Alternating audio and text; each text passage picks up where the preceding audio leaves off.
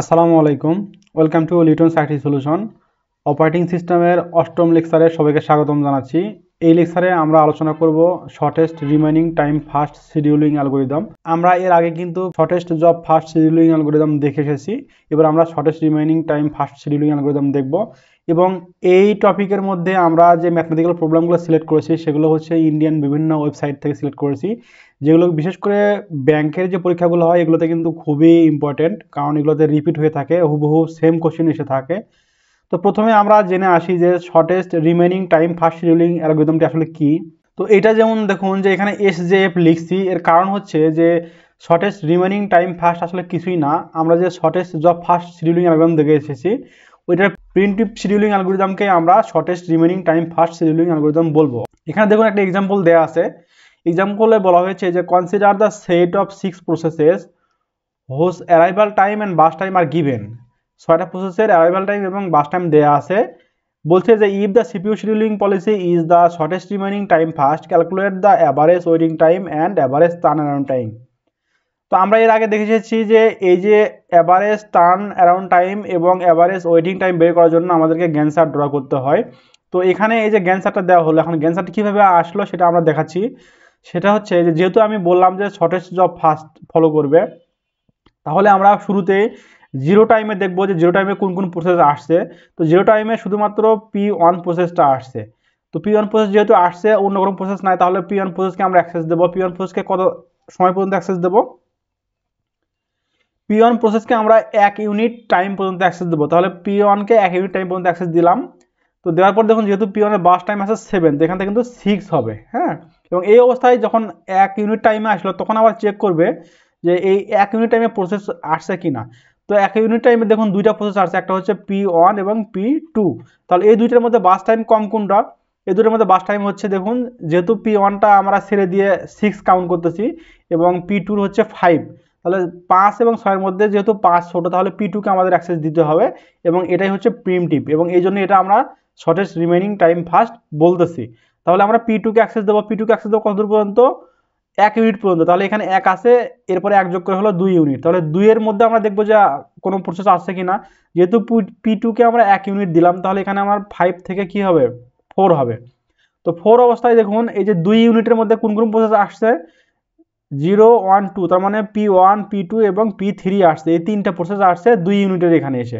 তাহলে এই তিনটার মধ্যে আমাদের ছোট কোনটা আছে? দেখুন ছোট আছে কিন্তু P3, কারণ P3 এর বাস টাইম হচ্ছে 3, মানে 3, 4, 6 এর মধ্যে ছোট হচ্ছে 3, এই জন্য আমরা P3 প্রসেসকে অ্যাক্সেস দেবো। তাহলে P3কে অ্যাক্সেস দিলাম 1 ইউনিট পর্যন্ত। এই যে 3 এর এখানে আসলো এবং P3 কি করবে? 1 ইউনিট কনজিউম হবে এবং এখানে 2 থাকবে, তাই না? তো এরপর দেখুন যে 3 নাম্বার স্লটে এসে কয়টা প্রসেস আছে। 3 নাম্বার স্লটে এসে দেখুন এই যে টোটাল এই কয়টা প্রসেস আছে। তার মানে এই কয়টার মধ্যে আমরা দেখবো হচ্ছে ছোট কোনটা। ছোট হচ্ছে দেখুন এই যে এখানে P4 কিন্তু ছোট 1 ইউনিট আছে।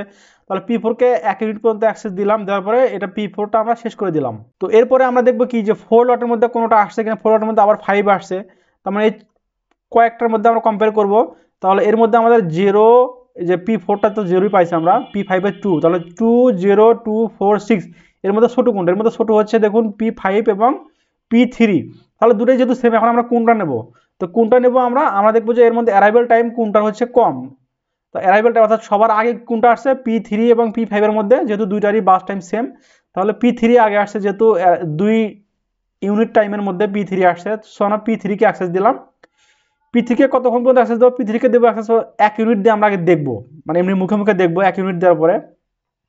তো এখানে P3 যেটা আছে এখানে 1 দিলাম। হ্যাঁ, দেওয়ার পরে দেখুন আবার কি হয়েছে, আবার যদি আমি চেক করি তাহলে 2, 0, 1, 4, 6 এর মধ্যে ছোট কিন্তু P3, এই জন্য আর একটা ইউনিটও আমরা এখানে P3কে দেবো। এখানে চাইলে আপনারা এভাবে লিখতে পারেন, P3 এখানে লিখলাম, লেখার পরে কি হবে এখানে 5 হবে, এরকম করে লিখতে পারবেন আপনি। এরপরে আবার যেহেতু 1 মানে P3টাই ছোট, সেজন্য আমরা কি করলাম একবারে 2 ইউনিট টাইম দেওয়ার পরে 6 এখানে নিয়ে আসলাম। এখন 6 এর পরে আবার কি হবে? এটা কিন্তু তখন 0 হয়ে যাবে। হ্যাঁ, P3 টোটাল অ্যাক্সেস শেষ হয়ে যাবে। এরপর আমরা 6 টাইমে গিয়ে দেখবো যে কোন কোন প্রসেস আসছে। 6 টাইমে গিয়ে আমরা দেখবো এইখানে দেখুন যে 0, তারপরে P2, এখানে 4 আছে, এরপরে 3 তো 0 হয়ে গেছে, 4ও 0 হয়ে গেছে, তাহলে 1, 2, 4, 6 এর মধ্যে ছোট হচ্ছে P6, এই জন্য আমরা P6কে অ্যাক্সেস দিলাম যেহেতু বাস টাইম 1 আছে তাহলে 1 টাইম পর্যন্ত অ্যাক্সেস দিলাম আমরা, দেওয়ার পরে এটা 0 লিখে দিলাম এবং এখানে 7 লটে আসলাম।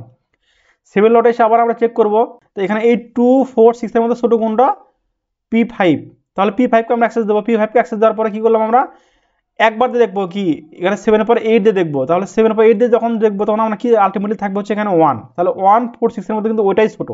এই জন্য আমি এটাকে আরো এক ইউনিট দিয়ে আমরা 7 থেকে 9 বানিয়ে দিয়ে আমরা এটাকে 0 বানিয়ে দিয়েছি। এরপরে কি হবে, এই 9 টাইম স্লটে এসে দেখবে যে কোন কোন প্রসেস আছে, 4 বাস টাইম এবং 6 বাস টাইম। ছোট কোনটা, P2 ছোট, তাহলে P2 কে অ্যাক্সেস দেবো, কত পর্যন্ত অ্যাক্সেস দেবো, 1 ইউনিট বাড়ালাম 10, 10 এর মধ্যে আবার চেক করবে, এটাই কিন্তু ছোট, আলটিমেটলি 6 এর থেকে কিন্তু বড় হচ্ছে না, তার মানে এটা শেষ পর্যন্ত দিলেই হয়ে যাচ্ছে। তার 9 থেকে 4 পর্যন্ত দেওয়ার পরে 13 লিখলাম এখানে P2, এবং 13 পরে আলটিমেটলি 6 বাস টাইম যেটা P1টা থেকে যায়, এই P1টাকে আমরা এখানে লিখলাম এবং 13 সঙ্গে 6 যোগ করে 19 আমরা করে দিলাম। তো আশা করি আপনারা গ্যানসার কিন্তু বুঝতে পারছেন। এখন গ্যানসার থেকেই মূলত আমরা এই যে প্রবলেমগুলো সলভ করব। তো এই প্রবলেম সলভ করার জন্য আমাদেরকে টেবিলের আরও কিছু ডাটা ফিল আপ করতে হবে। কোশ্চেনে কিন্তু এটা ছিল না, এটা আমরা লিখলাম এখানে কমপ্লিশন টাইম বা এক্সিকিউশন টাইম। এক্সিকিউশন টাইম অনেক সময় আমরা এক্সিট টাইমও বলি, EXIT, এক্সিট টাইম। তাহলে এই কমপ্লিশন টাইমকে আমরা এক্সিকিউশন টাইমও বলতে পারি বা এক্সিট টাইমও বলতে পারি।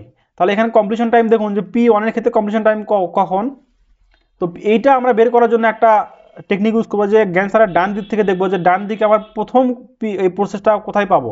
তাহলে দেখুন P1টা আমরা ডান দিক থেকে যদি দেখি তাহলে আমি এখানে পাইছি, এখানকার যে লাস্ট যে ফিগারটা আছে এটাই হচ্ছে তার কমপ্লিশন টাইম। P1 হচ্ছে 19তম ইউনিটে গিয়ে সে শেষ করছে, এই জন্য আমার P1 এর এক্সিট টাইম বা কমপ্লিশন টাইম হচ্ছে 19। এরপরে P2 এর ক্ষেত্রে কি, P2 আমরা ডান দিক থেকে দেখবো, ডান দিক থেকে দেখতেছি প্রথমে আমি এই ঘর পাইলাম, এই ঘরের শেষে কি আছে 13, এই জন্য P2 এর এক্সিকিউশন টাইম হচ্ছে 13। এরপর P3 ডান দিক থেকে যাব, ডান দিক থেকে যাব দেখলাম এখানে P5 নাই 4, এই যে এখানে এসে আমরা P3 পাইছি, তাহলে এখানে আমার শেষ কত 6, এই জন্য আমাদের P3 এর এক্সিকিউশন টাইম হচ্ছে 6। এরপরে P4 এদিক থেকে দেখতে দেখতে দেখতে দেখতে গেলাম, এই যে এখানে পেলাম P4, তাহলে এই P4 এর শেষ কত 4, তাহলে এখানে 4 আমরা লিখবো P4 এর এক্সিকিউশন টাইম। এরপর 5 কই, 5 দেখুন এই যে এখানে এসে এই ঘরে পাইলাম, তাহলে এখানে 5 যেহেতু পাইলাম তাহলে তার এক্সিট টাইম হচ্ছে 9, এই জন্য এখানে আমরা 9 লিখলাম। এরপর 6 কোথায়, 6 দেখুন এই যে এই ঘরে, এই ঘরের এদিক থেকে আমি ডান দিক থেকে সবসময় হিসাব করতেছি, ডান দিক থেকে প্রথমে যেটা পাবো সেখানেই দেখবো আমরা, তাহলে এখানে P6 পাইলাম, এখানে এর শেষে আছে 7, এই জন্য এর এক্সিট টাইম হচ্ছে 7। তাহলে আমাদের এটা কিন্তু সুন্দরভাবে লেখা হয়ে গেল। এরপর আমাদের TT মিনস হচ্ছে টার্ন অ্যারাউন্ড টাইম, তো আমরা জানি টার্ন অ্যারাউন্ড টাইম সমান কি, exit time minus arrival time, তাই না? তাহলে এখানে P1 এর এক্সিট টাইম বা কমপ্লিশন টাইম কত 19 এবং অ্যারাইভাল টাইম হচ্ছে 0, তাহলে 19 মাইনাস 0 ইকুয়াল টু, এরপরে হচ্ছে P2 এর কত এক্সিট টাইম বা completion time minus arrival time হচ্ছে 1 ইকুয়াল টু 12। এরপরে P3 কত 6 মাইনাস সে আসছে হচ্ছে 2 টাইমে ইকুয়াল টু 4। এরপর P4 কত 4 থেকে আসে 3 টাইমে, তাহলে এর হচ্ছে টার্ন টাইম 1। এরপরে 5 এর হচ্ছে কমপ্লিশন টাইম 9 মাইনাস আসছে 4 এ, তাহলে এর হচ্ছে 5। দেন 7 মাইনাস 5 ইকুয়াল টু 2, তাই না? এইটা হচ্ছে কিন্তু টার্ন অ্যারাউন্ড টাইম আমরা পাইলাম। এখন যেহেতু কোশ্চেনে বলছে কি যে অ্যাভারেজ টার্ন অ্যারাউন্ড টাইম, তাহলে অ্যাভারেজ টার্ন অ্যারাউন্ড টাইম সমান total turn around time divided by process সংখ্যা। তাহলে টোটাল টার্ন অ্যারাউন্ড টাইম কত, এই যে এখানে plus 12 plus 4 plus 1 plus 5 plus 2, তাহলে এই টার্ন অ্যারাউন্ড টাইম থেকে আমাদের কি করতে হবে, এটা ভাগ হলো প্রসেস কটা 6টা, এখানে 6 লিখবো। আলটিমেটলি ক্যালকুলেশন করে আমাদের কত পাবো 43 divide by 6 equal to 7.17 unit. Just এটা হচ্ছে অ্যাভারেজ টার্ন অ্যারাউন্ড টাইম। এবং অ্যাভারেজ ওয়েটিং টাইম বের করার জন্য আমাদেরকে আবার ইন্ডিভিজুয়াল ওয়েটিং টাইম বের করতে হবে। ওয়েটিং টাইমের সূত্র হচ্ছে আমরা জানি waiting time equal to turn around time minus burst time.